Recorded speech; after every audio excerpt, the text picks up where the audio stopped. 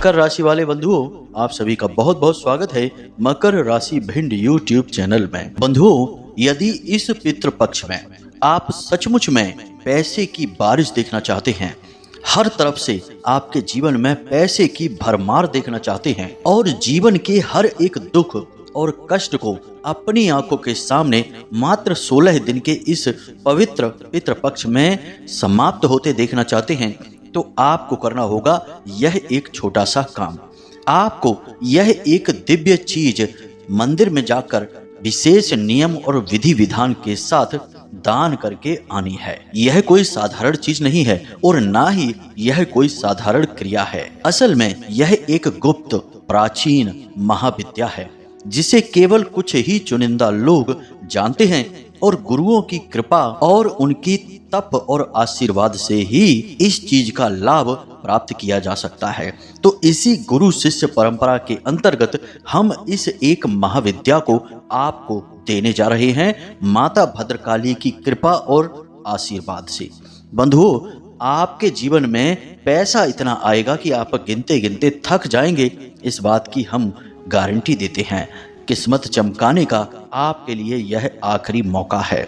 बंधुओं, इसे अपने हाथ से जाने मत देना। बस एक बार आप इस चीज को मंदिर में दान करके देखना, फिर जो होगा उसे देखकर आप खुद भी हैरान रह जाएंगे। तो जयकारा बोलो माता रानी का, जगत माई महामाई माँ भद्रकाली की जय बोलो, माता रानी के प्रेम आशीर्वाद और कृपा की जय बोलो, साथ ही साथ पितृ देवताओं की भी जय अवश्य बोलना। बंधुओं, यह एक चीज जो हम आपको बताने जा रहे हैं, इस चीज को प्रयोग करने के कुछ विशेष नियम हैं, कुछ विशेष संस्कार हैं। अब यूं ही किसी भी चीज को उठाकर यदि हम प्रयोग करने लगेंगे तो वह बेशक कितनी ही धार्मिक हो, पवित्र हो या उसका कितना ही अधिक वैदिक महत्व हो, लेकिन यदि उस चीज के प्रयोग करने के नियमों को, संस्कारों को हम अच्छी तरह से नहीं समझेंगे तो उसका हमें लाभ प्राप्त होगा ही नहीं, और यदि होगा भी तो वह इतना आंशिक होगा कि वह महसूस ही नहीं होगा। आपने कई लोगों को देखा होगा कि लोग रुद्राक्ष बड़े महंगे महंगे धारण कर लेते हैं और बड़े महंगे महंगे रत्न भी सोने चांदियों की अंगूठियों में, अष्ट धातु की अंगूठियों में जड़वा कर पहने रहते हैं, लेकिन यदि उनके मुख से सुनो तो उन्हें ऐसा ही लगता है कि उन्हें इन सब चीजों का अधिक लाभ नहीं हो रहा है। यदि आप उनसे बात करेंगे तो उनकी बातों से ऐसा लगेगा कि लाभ तो है लेकिन पूरा लाभ नहीं है, थोड़ा बहुत आंशिक लाभ महसूस होता है, और कुछ लोग तो कहते हैं कि हमें इसका कोई लाभ ही प्राप्त नहीं हो रहा है। तो अब इसके पीछे का कारण क्या है, इसे आप ध्यान से समझिए, फिर आपको हम इस एक चीज के बारे में बताएंगे। बंधुओं, जितनी भी चीजें हैं जो वैदिक धार्मिक महत्व की होती हैं, उन चीजों में एक विशेष प्रकार की ऊर्जा होती है। अब उस ऊर्जा को प्रयोग करने के लिए, अपने जीवन के अनुकूल बनाने के लिए कुछ विशेष नियम होते हैं। उन नियमों को जब तक हम नहीं जानेंगे तब तक हम उसकी ऊर्जा का सही प्रयोग नहीं कर पाएंगे। यह बिल्कुल वैसा ही है जैसे कि पहले सेल आया करता था, बैटरी बोलते थे उसको, हम टॉर्च में डाला करते थे और हमारी टॉर्च जलने लगती थी। लेकिन यदि हम उन टॉर्च को और बैटरी को एक साथ रखें लेकिन ठीक से प्रयोग ना करें तो क्या टॉर्च हमारी जल जाएगी? कभी हम बैटरी के बगल से रख दें, कभी बैटरी को हम टॉर्च के ऊपर रख दें, या अलग अलग तरीके से खूब प्रयोग करें, लेकिन सही नियम के साथ यदि हम प्रयोग नहीं करेंगे तो जो बैटरी के अंदर ऊर्जा कैद है वह ऊर्जा होते हुए भी उस टॉर्च के बल्ब को नहीं जला पाएगी। तो अब यहीं से आप अंदाजा लगाइए कि ऊर्जा तो हमारे पास है, लेकिन यदि हम उसका प्रयोग करना नहीं जानते हैं, सही नियम हम उसका पालन नहीं करते हैं, तो वे ऊर्जाएं होते हुए भी आपको लाभ नहीं पहुंचा पाएंगी। तो यही हम आपको कहना चाह रहे हैं कि इस एक चीज के बारे में जो हम आपको बताने जा रहे हैं, यह कोई साधारण चीज नहीं है। असल में यह हमारे खुद के जीवन के अनुभव पर भी आधारित है। हमने खुद व्यक्तिगत तौर पर इस एक चीज की शक्ति को महसूस किया है, प्रयोग भी किया है और खूब इससे लाभ हासिल किया है, और हमारे जो विश्वास पात्र हैं, जो हम पर और माता भद्रकाली पर पूरा भरोसा रखते हैं, उनके जीवन में हमने बहुत उन्हें लाभ भी दिलवाए हैं। यानी कि इस चीज के विषय में हम पूर्ण रूप से आश्वस्त हैं कि यह कार्य करती है। परंतु इसके कुछ नियम अवश्य हैं। अब यदि आप उन नियमों को नहीं समझेंगे तो इस चीज़ का कोई लाभ नहीं होगा। बस तो अब आपने यहाँ तक इतनी बातों को समझा कि हम एक चीज के बारे में बताने जा रहे हैं। पितृपक्ष में इस एक चीज को मंदिर में दान करने का बहुत बड़ा महत्व है। माता लक्ष्मी और भगवान नारायण की सीधी कृपा आपको प्राप्त हो जाती है।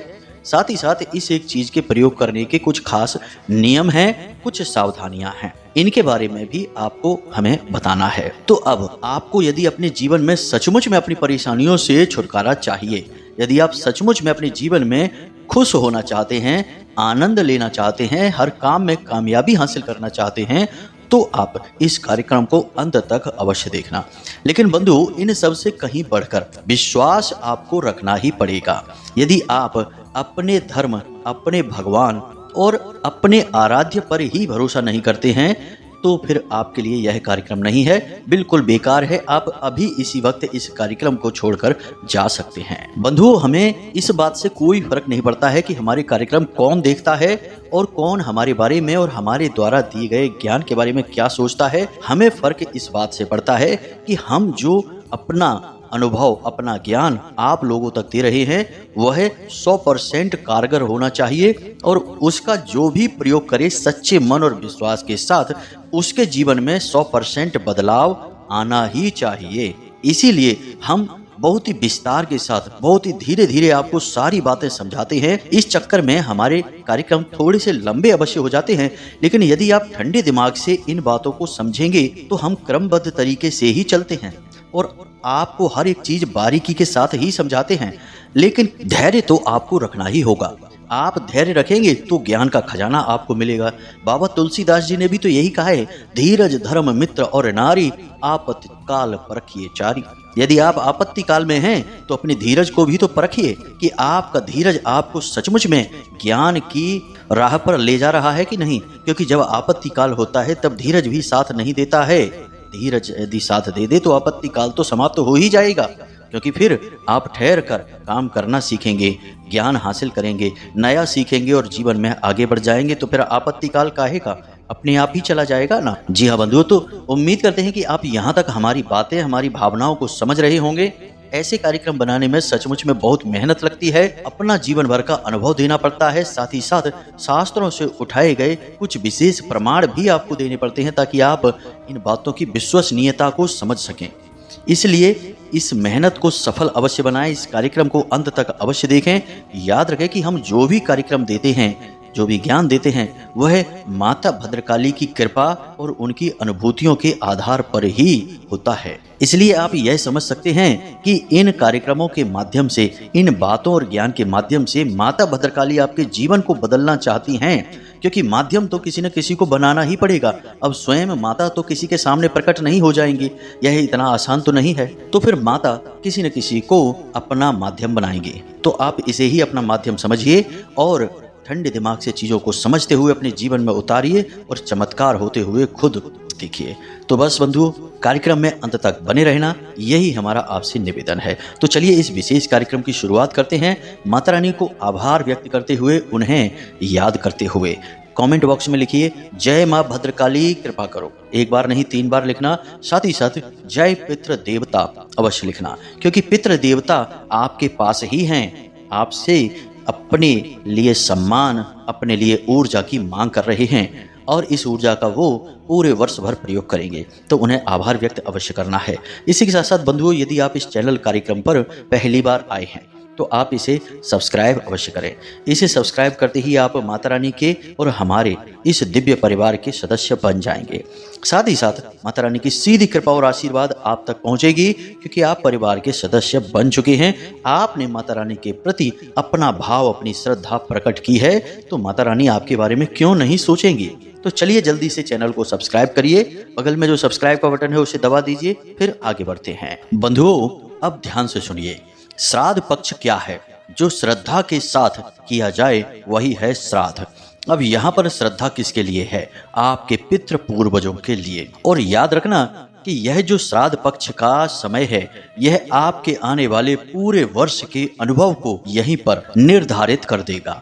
क्योंकि आप कितनी पूजा पाठ करेंगे, कितनी मेहनत करेंगे, कितना दिमाग और पैसा कहीं पर लगाएंगे, इस सब से कोई फर्क नहीं पड़ता है जब तक कि आपके पितृ पूर्वज आपसे प्रसन्न न हो जाएं, आपके देवी देवता आप पर पूरी कृपा ना कर दें, तब तक आपको किसी भी प्रकार की कामयाबी नहीं मिलेगी। यह बात हम अपने लगभग हर एक कार्यक्रम में बताते हैं कि जीवन में कामयाबी प्राप्त करने के लिए आपके कर्म, आपकी मेहनत, आपके द्वारा लगाया गया पैसा और दिमाग सब कुछ जरूरी है, लेकिन इन सब से 100 गुना 1000 गुना ज्यादा जरूरी है दैवीय कृपा। जी हाँ बंधुओं, क्योंकि यदि बिना दैवीय कृपा के केवल इंसान ही अपना दिमाग और अपनी मेहनत से कामयाबी हासिल कर लेता तो इस संसार में कोई भी नाकामयाब होता ही नहीं। जरा विचार करके देखिए, क्या कोई ऐसा इंसान इस संसार में होगा जो कोई व्यापार शुरू करे, कोई नौकरी की तैयारी करे तो उसका लक्ष्य यह हो कि वह व्यापार में असफल हो जाएगा, या वह मेहनत तो कर रहा है नौकरी प्राप्त करने के लिए लेकिन उसे नौकरी लगेगी नहीं? क्या वह मन में ये बात सोचकर चलता है? नहीं, वह मन में तो यही सोचकर चलता है कि हम नौकरी की तैयारी कर रहे हैं तो हमारी 100% अच्छी नौकरी लगेगी, हमने व्यापार की शुरुआत की है तो हमारा व्यापार 100% अच्छा चलेगा, हमें लाभ ही प्राप्त होगा। यानी कोई भी असफलता प्राप्त करने के लिए मेहनत नहीं करता है, इतना रिस्क नहीं लेता है, अपनी जीवन भर की खुशियां, अपने घर परिवार का सुख चैन सब कुछ दांव पर नहीं लगाता है। असफल होने के लिए सब सफल होना चाहते हैं, लेकिन बदकिस्मती तो यही है कि सब कुछ चाहते हुए भी, करते हुए भी कामयाबी नहीं मिलती है। कारण सिर्फ एक कि जिस पर दैवीय कृपा नहीं है उसे कभी कामयाबी नहीं मिलेगी। ऐसे बहुत सारे लोग आपने अपने जीवन काल में देखे होंगे, अपने आसपास देखे होंगे, आप स्वयं खुद को भी देख लो कि आपने जीवन भर मेहनत की है, संघर्ष किया है, किसी के साथ अन्याय नहीं किया, हर एक को खुश रखने की कोशिश की। यानी कि देखा जाए तो आपने हर तरह से, हर लिहाज से एक बेहतरीन कार्य किया है, मानव होने का सारा फर्ज निभाया है, फिर भी कहीं ना कहीं कसर रह ही जाती है। चाहे जीवन हो, चाहे रिश्ते नाते हो और चाहे हानि या लाभ हो, कहीं ना कहीं थोड़ी सी गुंजाइश रह ही जाती है और आपके हाथों से कामयाबी, खुशियां, तरक्की सब फिसल ही जाते हैं।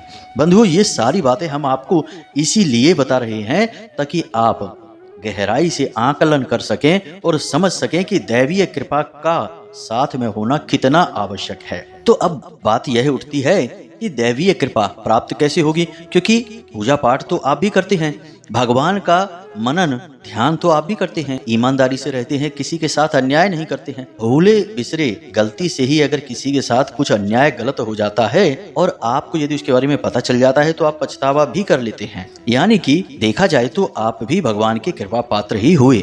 फिर ऐसा क्यों है कि आपके जीवन में तकलीफें हैं, कष्ट हैं, सीधी कृपा आपको प्राप्त क्यों नहीं हो पा रही है?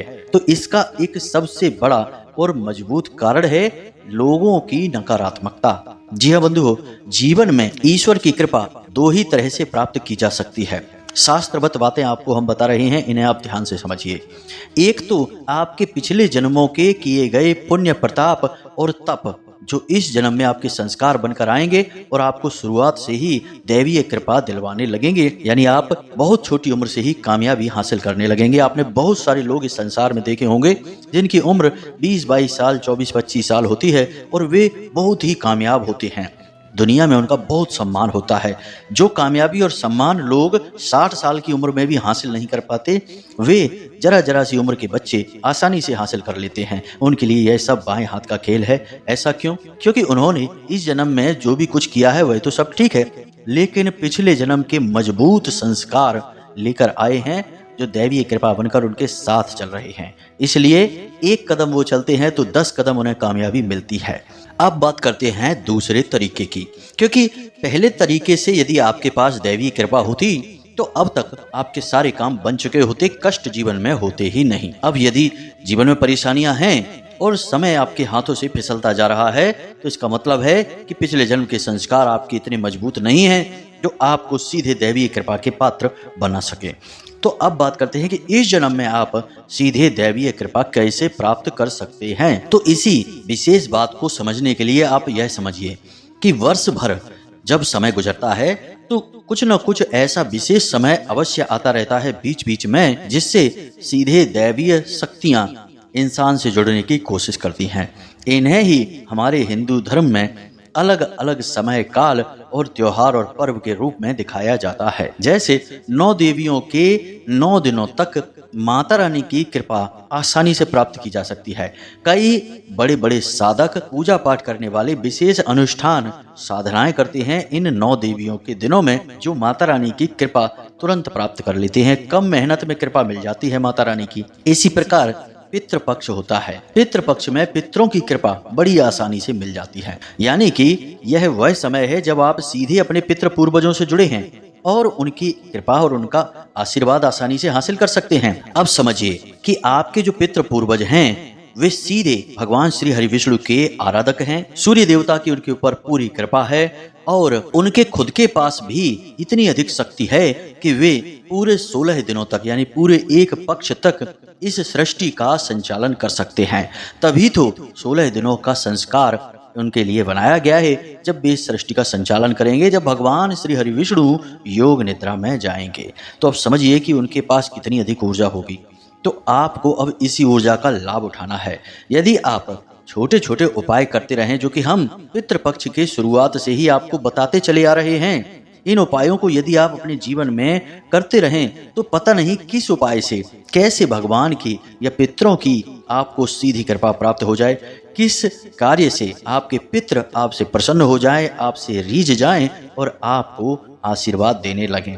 जी हाँ बंधु, यदि आपका एक प्रयास भी पितरों की कृपा आप तक लाने में कामयाब हो गया तो समझिए कि आपकी सारी मेहनत सफल हो गई। इसीलिए हम आपको प्रतिदिन कुछ न कुछ नया बता रहे हैं, प्रतिदिन आपको कुछ न कुछ विशेष समझा रहे हैं कि प्रयास करते रहिए। एक न एक प्रयास आपका रंग जरूर लाएगा और पितरों का सीधा आशीर्वाद और कृपा आप तक लेकर आएगा। तो अब ध्यान से सुनिए, हम जिस एक वस्तु के बारे में आपको बताने जा रहे हैं, शास्त्रों में ऐसा कहा गया है कि यदि कोई जातक इस एक वस्तु का दान मंदिर में करता है पितृपक्ष के दौरान, तो पितरों को बहुत ही अच्छा लगता है। पितरों का ऊर्जा वर्धन होता है और पितरों का जब ऊर्जा वर्धन होगा तो फिर पितृ प्रसन्न हो जाते हैं और आशीर्वाद देते हैं। सीधी सी बात आप समझिए कि जब कोई आपकी मदद करता है, आपको भोजन देता है, आपका ख्याल रखता है, तो आपके मन में उसके लिए अच्छाई ही निकलेगी, आशीर्वाद ही निकलेगा, शुभकामनाएं ही निकलेंगी। तो ऐसा ही आपको करना है अपने पितरों के लिए। तो अब ध्यान से सुनिए, हम उस एक चीज के बारे में आपको बताने जा रहे हैं, फिर कुछ विशेष नियम हैं उन्हें भी आपको हम बताएंगे। हर एक बात की गहराई को समझना, बारीकी से समझना, क्योंकि आप लोग गलती यही करते हैं कि पहले तो आप लोग उपाय ही ठीक से नहीं सुनते हैं, फिर सारे नियमों का ठीक से पालन नहीं करते हैं और फिर कहते हैं कि उपाय ने ठीक से काम नहीं किया गुरुजी, आप कोई और उपाय बता दीजिए। तो पहले सारी बातों को बारीकी से समझिए, तो जब आप समझेंगे और उपाय को बिल्कुल सटीक तरीके से करेंगे तभी तो वह कार्य करेगा। तो अब जरा ध्यान दीजिए, हमारे शास्त्रों में कहा गया है कि यदि पितृपक्ष में मंदिर में कोई जातक इन पंच तत्व का दान करता है तो उसे पितरों का विशेष आशीर्वाद प्राप्त होता है और पितृ बहुत ज्यादा ऊर्जावान हो जाते हैं। अब यह पंच तत्व वे तत्व नहीं है जिनसे इस सृष्टि का निर्माण हुआ है, वे अलग हैं। ये पंच तत्व पितरों के ऊर्जा वर्धन के लिए बने हुए हैं। तो जरा ध्यान से सुनिए, सबसे पहले गाय का दान, उसके बाद भूमि का दान, उसके बाद अन्न का दान, उसके बाद जल का दान और उसके बाद धन का दान। यानी यहाँ पर 5 तत्वों की बात की जा रही है, गाय, भूमि, अन्न, जल और धन। अब ये 5 तत्व आप मंदिर में कैसे दान करेंगे? अब आप सोच में पड़ गए होंगे कि भाई हम भूमि दान कैसे करें मंदिर में, हम गाय को दान कैसे करें मंदिर में? तो शास्त्रों में इसका बड़ी ही चतुराई से सुविधाजनक इलाज बताया गया है।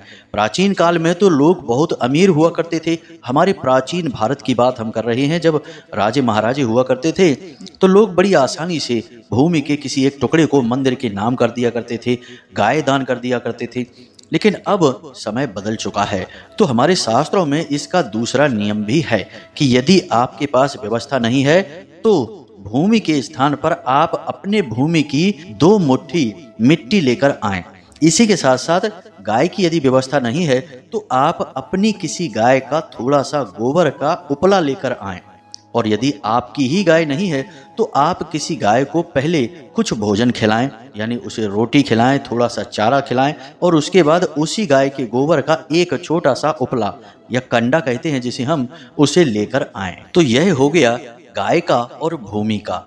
अब बात करते हैं अन्न की। तो अन्न के लिए आप अपने खेतों में उगे हुए 2 मुट्ठी गेहूं लेकर आएं। अब कुछ लोग ऐसे होंगे जिनके यहाँ खेती बाड़ी नहीं होती है, तो आप खुद के पैसों से खरीदे हुए गेहूं 2 मुट्ठी लेकर आएं। अब बात करते हैं जल की। तो आप अपने घर से 1 लोटा जल लेकर आएं। अब बात करते हैं धन की। तो आप अपनी कमाई से, यानी आपने स्वयं जो कमाया है उस कमाई से कोई भी एक सिक्का, वैसे तो चांदी का सिक्का कहा जाता है, पितरों को चांदी की धातु अत्यंत प्रिय होती है, परंतु आप चांदी नहीं तो कोई भी एक सिक्का, यानी 10 रुपए का सिक्का आप ले सकते हैं, 5 रुपए का भी ले सकते हैं, एक सिक्का। अब यह संपूर्ण सामग्री को आपको एकत्रित करना होगा। अब इस संपूर्ण सामग्री को आपको ले जाकर मंदिर में दान करना है। मंदिर में जो कार्यकर्ता होते हैं उनसे आप बात करके रखें पहले से ही, उनसे कह दें कि हम इस प्रकार से मंदिर में दान करना चाहते हैं, थोड़ी हमारी मदद करिए। अब मंदिर कौन सा होगा, यह भी प्रश्न आपके मन में होगा।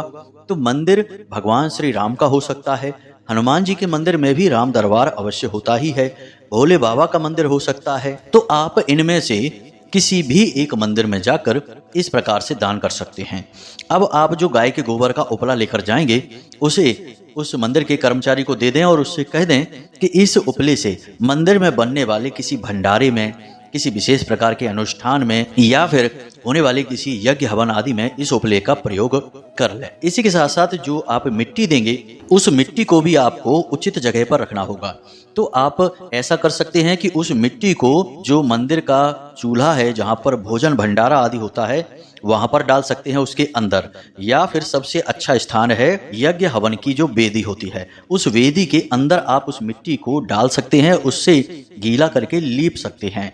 उसमें थोड़ा सा गाय का गोबर और मिला लेंगे तो सर्वश्रेष्ठ उपयोग होगा, उस वेदी का आप लेपन कर सकते हैं। इसी के साथ साथ जो आप घर से जल लेकर जाएंगे उसे भगवान को समर्पित कर दें, भगवान के ऊपर उस जल का अभिषेक कर दें यदि भोले बाबा का मंदिर है, और यदि आप हनुमान जी के मंदिर जाते हैं तो उस जल को भगवान को चढ़ाने के बाद मंदिर में ही प्रांगण में आप छिड़काव भी कर सकते हैं। इसी के साथ साथ आप जो अन्न लेकर जाएंगे उसे आप मंदिर में दान कर दें, पुजारी आदि को दे दें, तो मंदिर में ही भोजन आदि में उसका आगे प्रयोग हो जाएगा। अब जो धन आप लेकर जाएंगे उसे मंदिर के दान पात्र में डाल सकते हैं। धन आप ज्यादा भी डाल सकते हैं, 10 रुपए, 20 रुपए, 100 रुपए, कितने भी आप डाल सकते हैं। उनके साथ आप एक सिक्का अवश्य लगा लेना, क्योंकि सिक्के का धार्मिक महत्व बहुत अधिक होता है, उसमें धातु होती है, ऊर्जा की सुचालक होती है, तो सिक्का आप अवश्य लगा लेना। अब यह आपका संपूर्ण दान हो जाएगा। अब आपको कुछ भी नहीं करना है इसके अलावा, बस इस दान को करते समय आपको अपने मन में यह भाव रखना है कि आप अपने पितृ पूर्वजों को ऊर्जावान बना रहे हैं, उनके हित में और उनके उद्धार के लिए भगवान से प्रार्थनाएं कर रहे हैं। बस इतना सा आपको करना है। अब बाकी जो आपको नियम और विधि विधान है वे पूरे पितृपक्ष मानने चाहिए, यानी कि किसी जीव की हिंसा नहीं करनी है, किसी को प्रताड़ित नहीं करना है, किसी का हक नहीं मारना है, झूठ नहीं बोलना है, और हो सके तो संपूर्ण पितृपक्ष आपको पूर्ण ब्रह्मचर्य का पालन करना चाहिए। जमीन पर शयन करें तो सर्वश्रेष्ठ रहेगा, वरना कोई बात नहीं है, चलेगा। इसी के साथ साथ व्यसन से दूर रहें, यानी अधिक ना सोएं, मांस भक्षण ना करें और शराब आदि का भी सेवन ना करें, जुआ शराब से दूर रहें। इन सब नैतिक नियमों का आप पालन करें। बस इतना आप कार्य कर लेंगे तो आपके पितृ तुरंत ऊर्जावान हो जाएंगे और आपको शुभता का आशीर्वाद देंगे। आप इस प्रयोग को एक बार करके अवश्य देखना, बहुत ही शक्तिशाली प्रयोग है। हमने खुद ने भी इस प्रयोग से कई बार लाभ लिया है और कई लोगों को लाभ लेते हुए देखा है। यह प्रयोग जब आप करेंगे तो आपको दूसरे दिन से ही जीवन में अंतर महसूस होने लगेगा।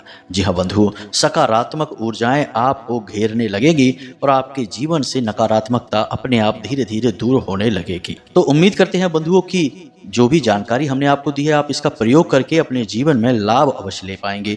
अब यदि कोई प्रश्न आपके मन में उठता है तो आप कमेंट करके पूछ सकते हैं या फिर व्हाट्सएप नंबर पर मैसेज करके भी पूछ सकते हैं। डिस्क्रिप्शन बॉक्स में व्हाट्सएप नंबर है। इसी के साथ साथ आपसे निवेदन है कि आप हमेशा हंसते रहिए, मुस्कुराते रहिए, जीवन में सकारात्मक रहिए, भगवान में अपनी आस्था और विश्वास हमेशा बनाकर रखना और दिन में एक बार मंदिर अवश्य जाना, क्योंकि आपका उद्धार भगवान की कृपा से ही होना है। तो मिलते हैं अगले ज्ञानवर्धक कार्यक्रम में। प्रेम से बोलिए जय माई की, जय मां भद्रकाली। माता रानी आपका कल्याण करेंगी। धन्यवाद।